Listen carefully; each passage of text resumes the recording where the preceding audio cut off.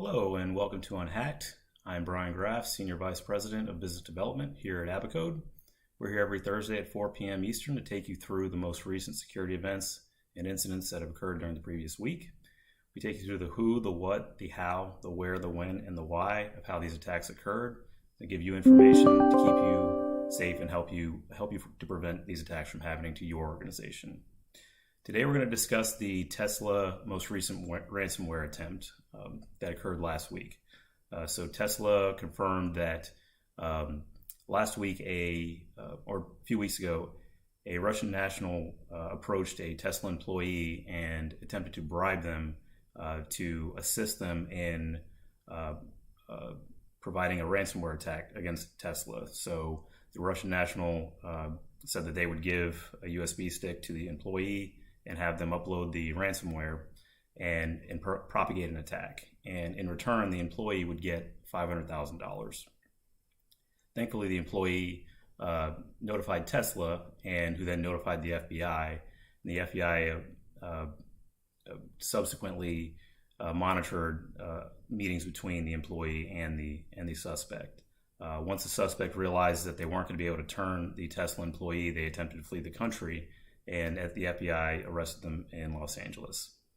So this sounds like a nightmare scenario for executives of any organization. You know, out of all your employees, is there one that wouldn't accept or that would accept $500,000 or even $1 million as the suspect eventually up their price? Do you have an employee that would accept $1 million to infect a company with ransomware? So first thing I'm going to do is explain why that is a really bad deal, even for an employee that could really use the $1 million. So I'll explain that to you so that you can give your employees awareness of this type of attack, and also go through the traditional ransomware security measures, how they are effective and how they can be mitigated or circumvented with this type of attack, and what you do to prevent it from happening to you. So we've talked about ransomware a lot on Unhacked. So we'll go through the traditional security mechanisms to prevent against it first. So first thing is security awareness training is always going to be the most important. You have to train your employees to spot phishing attacks, which is the most common way that ransomware infects an organization. Make sure they spot phishing emails, that they're not clicking on links in emails or on websites, that they are aware that security is their responsibility, and just to make them cognizant that this is a part of their job responsibility and it is a constant threat. You want a secure email gateway installed so that the lowest level of phishing attacks are filtered out, so that you only have to worry about the advanced spear phishing type attacks. And secure email gateways also provide some protection against that as well. You want to make sure that you have endpoint protection in place on your laptops and your servers, so that if someone does click on a link and malware or ransomware executable is executed on your network, that it stops at that host or at that workstation, doesn't propagate through the rest of the network. You want to make sure that you have your incident response capability up and ready prior to an attack like this. So who would respond if your network got hit? You have your security personnel, your IT operations personnel, sometimes double as security personnel. Do they know what to look out for, and do they know when they need to enact their incident response plan? And then what do they do once they enact it? You want to make sure you have your 5 steps of detect, analyze, contain, eradicate, and learn lessons from the threat. So what do those mean? That's a little bit different depending on the type of organization and the systems that are going to be impacted. You want to make sure you have at least general scenarios lined out, so that if something does happen, like a ransomware attack, your incident response team knows how to respond. That first part of incident response, detect, is pretty difficult to do without a SIM. So we recommend that all organizations have a SIM running in their network to gather all the logs from their critical devices and correlate and analyze to determine whether there's attack happening on their network. You also want to make sure you have, in addition to your incident response, business continuity and disaster recovery. If you do get hit, can you stand your services back up? Do you have the data backups available? Do you have the server images backups available? Do you have a network a cloud network or a failover network ready to go? If not, how hard would it be to set one up from scratch? You implement the firewall, the server, put the application on it, and resume business. You need to determine how long is it going to take you to do that, given your current control infrastructure. Is that enough? And can you do it if your primary network isn't available? So that's how you normally protect against ransomware, making sure that you can prevent it, that you can contain it if it does occur, and that you can restore your systems, that you're not beholden to the hackers and have to pay their fee to get your systems back up and running. So what happens in a case of Tesla and somebody is actually bribing one of your employees to propagate this attack? Well, that's why most risk assessments and most security standards require you to assess insider threat as one of your risk components, because you have to determine if somebody's on the inside that wants to do something bad, what are your current security mechanisms, and is that enough?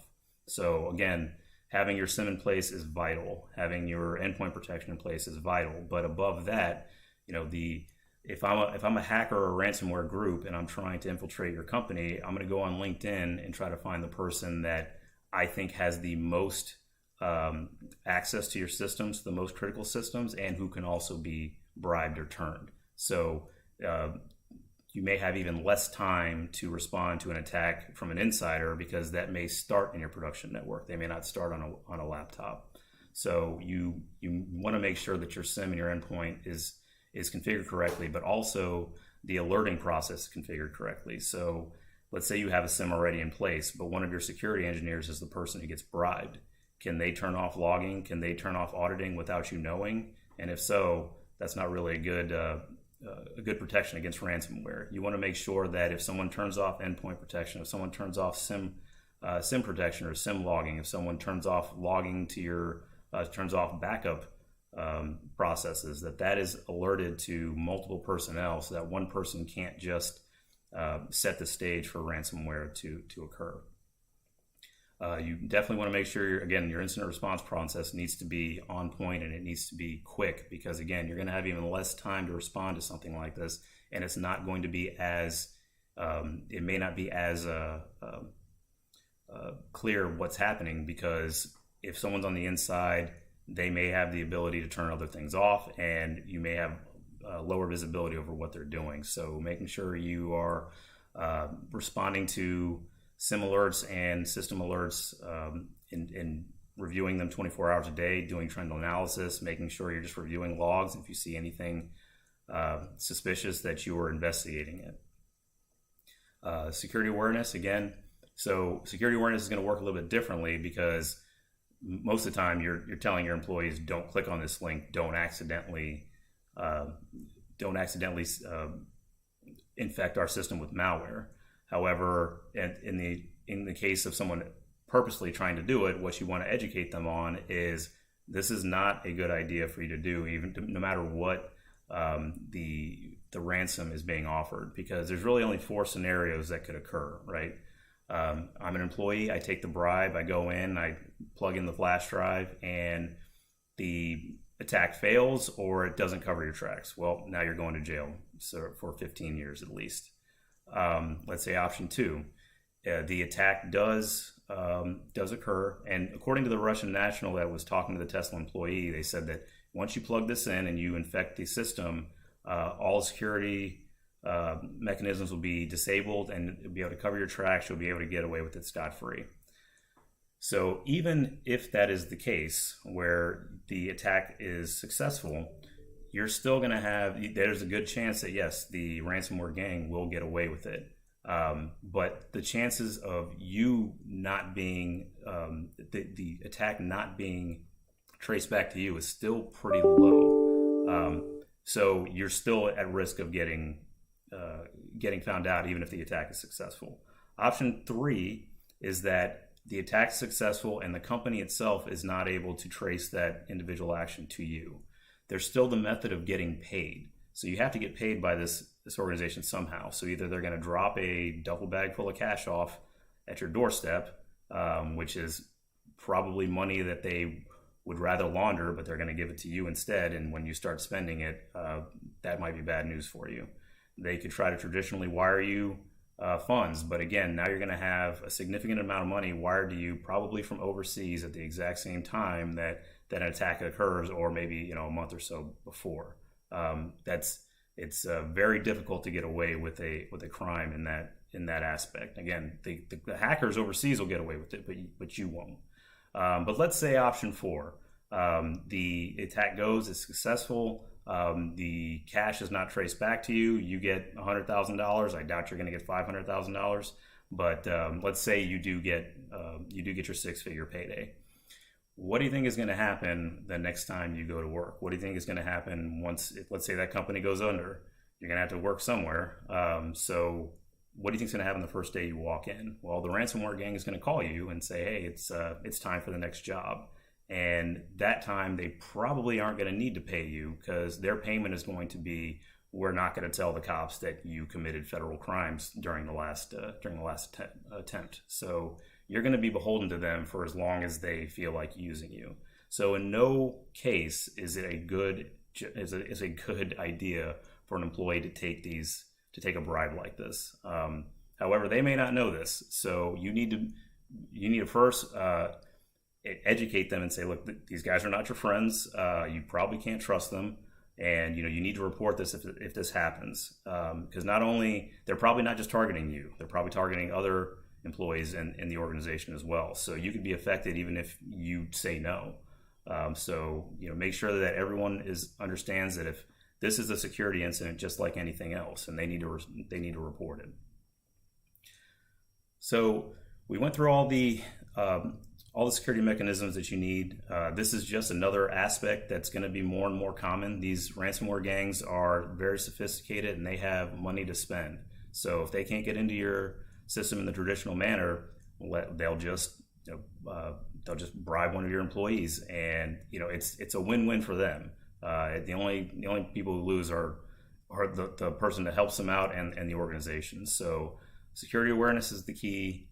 Make sure that you're monitoring and your endpoint protection is up, and hopefully that you have incident response processes and disaster recovery in place, so that if you do get hit, you're able to respond without having to pay the hackers for the key. So that's all the time we have today. Again, I'm Brian Graff. We'll be here every 4 o'clock with Unhacked. And if you like this video and you thought the information was useful, please like and subscribe. And I'll see you next Thursday.